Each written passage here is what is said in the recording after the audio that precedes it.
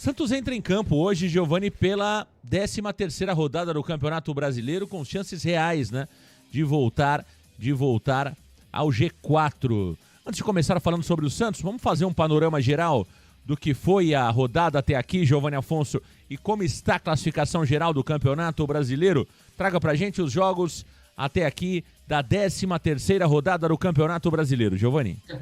Vamos lá, Marcão. Rodada 13, 6 partidas já aconteceram e 5 delas terminaram em 1-1. Impressionante como esse placar se repetiu, Marcão. Vamos lá. No sábado tivemos Curitiba 1, Vila Nova também 1, Botafogo de Ribeirão Preto 1, Sport também 1. Sport conseguiu de pênalti o gol no finalzinho da partida, ia perdendo o jogo. Ceará 4, Ituano 2. E no domingo, pela manhã, tivemos Avaí 1, Amazonas 1. Às 16 horas, Paysandu 1, Operário também 1. E também, mais tarde, no Clássico Campineiro, tivemos Guarani 1, Ponte Preta também 1. Falando agora dos jogos que ainda vão acontecer, temos hoje Santos e Chapecoense às 19 horas, CRB e Brusque às 21 e amanhã Goiás e América Mineiro, Novo Horizontino e Mirassol. Com todas essas partidas, a classificação da Série B... Diga! Só para não perder o gancho, né? Muitos dizem que a Série B é um espetáculo, que é uma maravilha. Olha isso aqui, Giovani Afonso. Olha isso aqui. Não vamos deixar passar desapercebido, não. Nós tivemos Curitiba 1, Vila Nova 1. Portanto, um empate em 1-1. Botafogo 1, Sport 1. Avaí 1, Amazonas 1. Terceiro empate 1-1.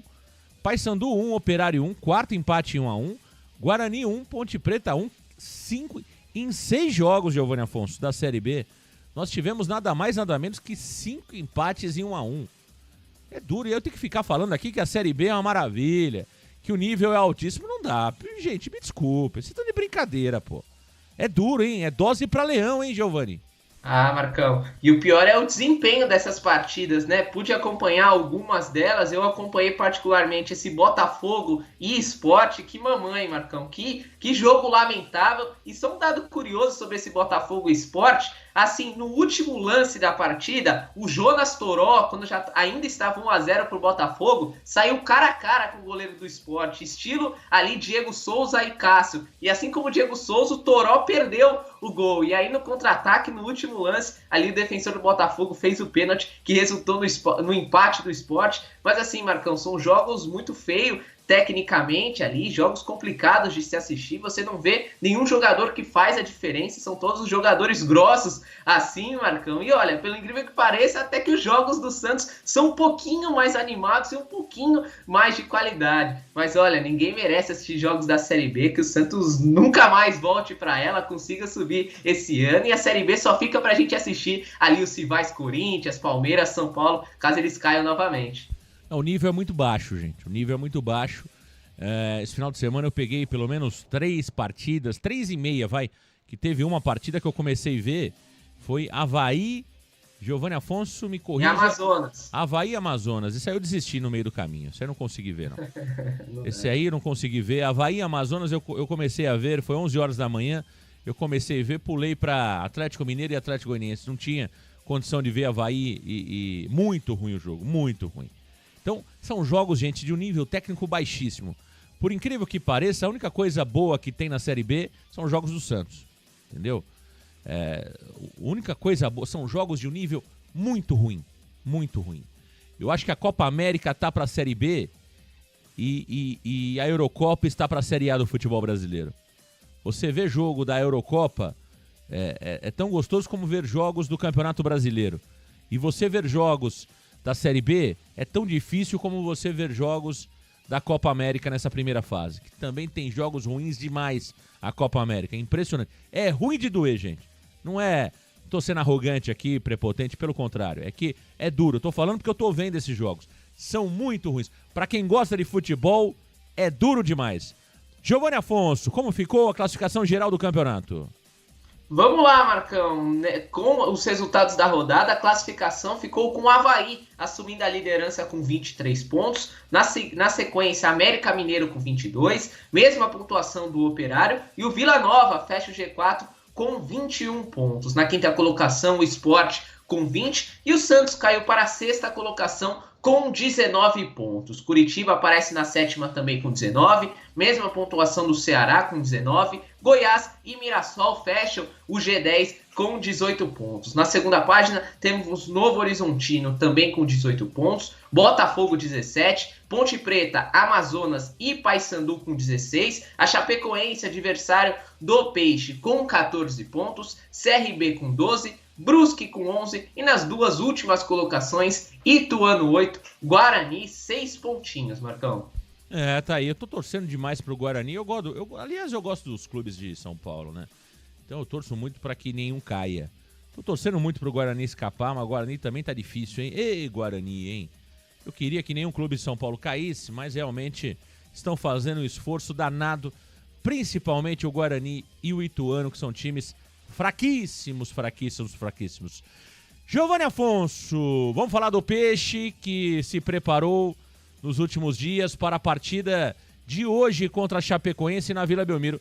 Aliás, hoje é o último jogo do Santos com a Vila Belmiro parcialmente liberada, não é isso, Giovanni Afonso? Hoje acaba a punição na 13ª rodada, punição sofrida pelo Santos junto ao STJD pelos fatos cometidos, pelos fatos acontecidos no dia 6 de dezembro de 2023, naquele fatídico 2-1 para o Fortaleza, que rebaixou o Santos.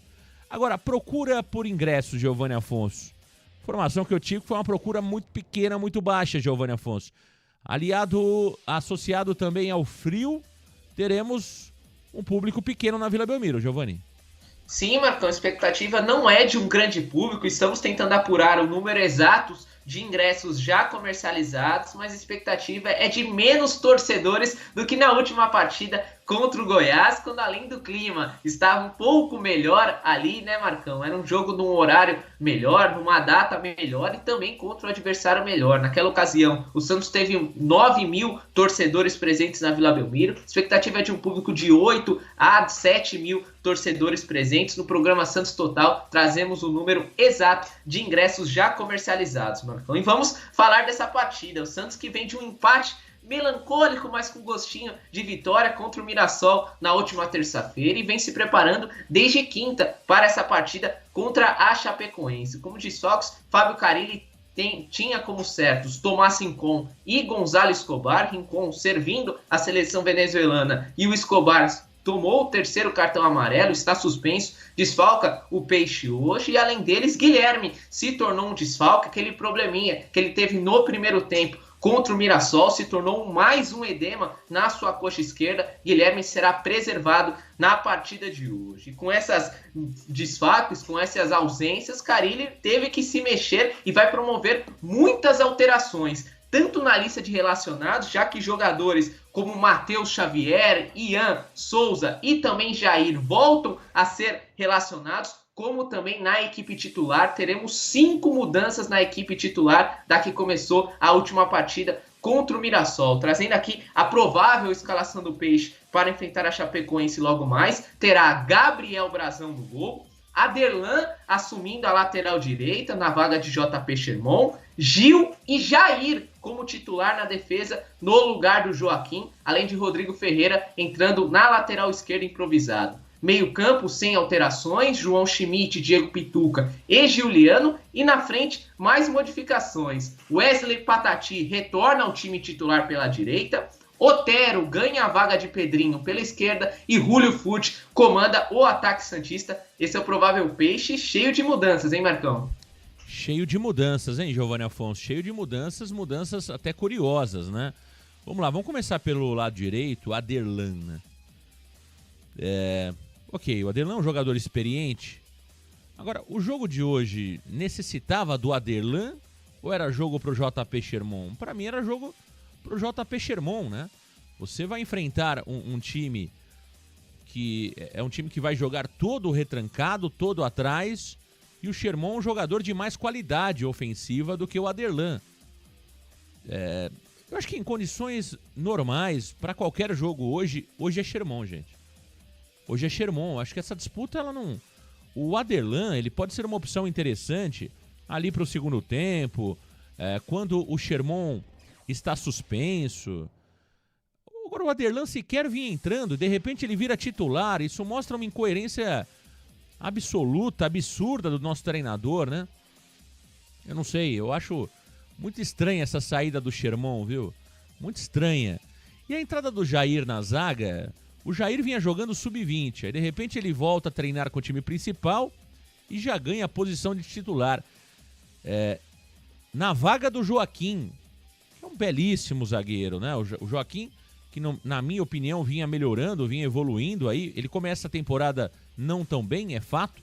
O Joaquim fazia uma temporada ruim, mas a gente vinha percebendo, está percebendo o Joaquim voltando a ser o Joaquim do ano passado. De repente ele saca o Joaquim e coloca o Jair. Legal ver o Jair em campo, mas aí fica aquela pergunta, faz sentido você, neste momento, tirar o Joaquim para colocar o Jair? Eu vejo pouco sentido nisso. O Rodrigo Ferreira, ok, né? O Rodrigo Ferreira é um jogador que, com o fato de o Rainer nem relacionado estar, eu acho que é o Rodrigo Ferreira mesmo, né? O Rodrigo Ferreira mesmo é o jogador. Deveria ser o Souza. Eu acho que até faria mais sentido o Souza jogar por ali do que o Jair no lugar do Joaquim. Mas ele não, ele opta pelo Souza no banco e vai colocar o Rodrigo Ferreira. Dá pra entender, aí tem coerência, porque o Souza sequer vinha sendo relacionado. Aí tem coerência do Carille. Na frente o Wesley Patati jogando como atacante e o Otero jogando ao lado do Patati e Julio Furth centralizado. Então, meu caro Giovanni Afonso, espero que dê certo, Giovanni. Eu acho que o Santos ganha da Chapecoense hoje, mesmo com essas mudanças estranhas de Fábio Carille.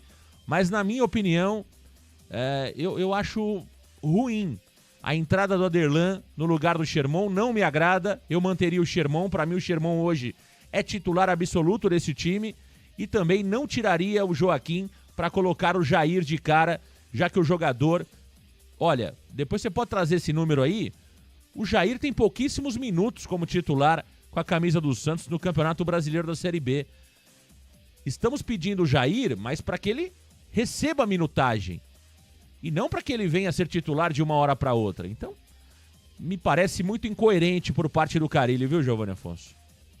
Marcão, assim, é confuso, né? O porquê justo nessa partida contra a Chapecoense ele tá colocando a garotada, tá colocando jogadores diferentes ali no time titular. E aí me causa a grande dúvida se é por convicção própria ou se é a pedido do presidente Marcelo Teixeira. Tem que ver qual é a linha que o Carille está seguindo. Porque se for por convicção própria, Marcão, eu acho bacana, acho que vale a iniciativa. Os jogadores medalhões não estão jogando bem, então vale a pena apostar na molecada, né, Marcão? Então, você vê algumas mudanças, né? Você falou do Aderlan na lateral direita. De fato, Marcão, eu acho que o JP Sherman não vinha numa sequência legal. Eu acho que, assim, aquele garoto, né, começou a oscilar negativamente, mas eu não tiraria o JP Sherman do time, Marcão. Eu manteria o Sherman naquele setor. Gosto bastante do Aderlan, mas o Sherman é a nossa esperança, é aquele jogador diferente, garoto, que vai pra cima. Então, eu manteria o JP Sherman.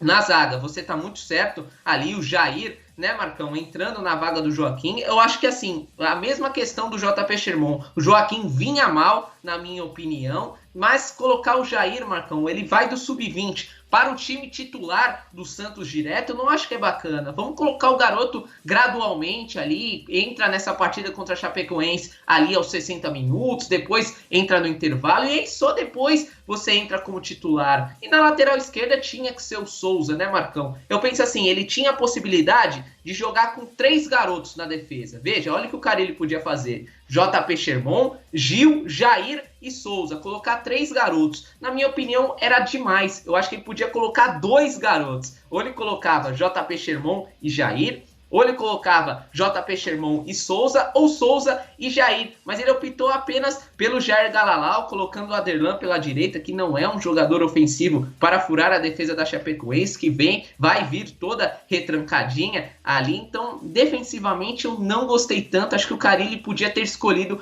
peças melhores. E do meio para frente, Marcão, veja, qual é o problema que a gente vem relatando nos últimos jogos? Que o meio-campo do Santos não está funcionando. Claro que tem jogadores de ótimo nível ali, que é o João Schmidt, o Pituca e também o Juliano, mas podia ter feito alguma coisa diferente por ali. O que eu, Giovani, faria? Eu não tiraria o Pedrinho do time. Acho que você tem que manter os seus 2 volantes, isso não tem muito para onde correr. Eu colocaria o Otero de meia, que eu acho que é um jogador bastante criativo, poderia fazer essa função no lugar de um Juliano que não vem bem. Patati na direita, Pedrinho na esquerda e Julio Furch, colocar muita velocidade contra essa defesa da Chapecoense. Mas não vai ser isso que vai acontecer. Juliano mantido no time titular e vamos ver se vai dar certo. Num primeiro momento, me causa certa estranheza. Mas vamos ver, Vila Belmiro lotada, tem tudo para ser um bom jogo do Santos, Marcão. O Marcelo Ferlin tá colocando, se não coloca, reclama, se coloca, reclama, tá dizendo aqui o Marcelo Ferlin. Se você não tiver condições de entender, fica difícil, né, Marcelo? Difícil, né? A gente muitas vezes espera que estamos falando para um público aqui que seja um público inteligente. Ninguém está falando aqui que o Jair não tem condições de jogar, não é isso. O que estamos falando é que a partir do momento que você tem um jogador como o Joaquim e o Gil, que não são problemas hoje no Santos Futebol Clube, não são problemas, e o Jair sequer vinha sendo relacionado, é natural que você promova o Jair, coloque ele no banco, dê minutagem para ele, dê confiança para ele, ao invés de você colocar esse garoto de cara no lugar do Joaquim, que é um jogador mais experiente e é um jogador que vem dando conta do recado. Então não é questão de reclamar por reclamar, é questão de reclamar por entender que é preciso, por um treinador, ter coerência. Por exemplo, o Aderlan no lugar do Sherman. Tá, qual é a coerência disso? Se quando o Sherman esteve suspenso ou esteve na seleção brasileira, o Aderlan sequer entrou. Qual é a coerência disso? Não tem coerência. Se o Souza entrasse como titular do lado esquerdo, daria para entender, porque ele é um lateral esquerdo de ofício e não o Rodrigo Ferreira, que é um lateral direito que vai jogar improvisado do lado esquerdo. É isso. Por exemplo, o Wesley Patati não foi relacionado na última partida. Ele vira titular hoje. Não tem coerência. É isso que estamos cobrando aqui. Não tem coerência. Veja, o Rainer teve um jogo que ele foi titular no ataque do Santos Futebol Clube. Ele jogou de ponta como titular improvisado. Agora nem no banco está. No último jogo o Rainer entrou do lado esquerdo. Então quando a gente fala sobre isso, a gente está falando o seguinte. Na normalidade dos fatos, não seria isso. Não seria Jair de zagueiro, seria Joaquim. Não seria Aderlan pela direita, seria Sherman. Era isso que esperávamos. Mas, volto a dizer, vamos enfrentar a Chapecoense. E que bom que vamos ver o Jair em campo. É bom. Esse lado é bom, porque teremos aí... Eu só espero que se o Jair for mal, a gente não queime o Jair como foi feito com Enzo Monteiro. Eu só espero que não aconteça isso. Porque seria muito ruim ver mais um jogador sendo queimado como foi queimado o Enzo Monteiro. Seria muito ruim que acontecesse isso. Ô Marcão. Diga. Você me perguntou do Jair, né? Quantas partidas o Jair teria feito na Série B? Essa será a primeira partida do Jair na Série B. A última vez que ele participou de algum jogo no profissional foi aquele empate contra a Portuguesa nas quartas de final do Campeonato Paulista, onde o próprio Jair converteu a última penalidade. Então, desde as quartas de final do Campeonato Paulista, o Jair não entra em campo pelo Santos Futebol Clube e essa também será o primeiro jogo do Jair como titular no profissional, Marcão.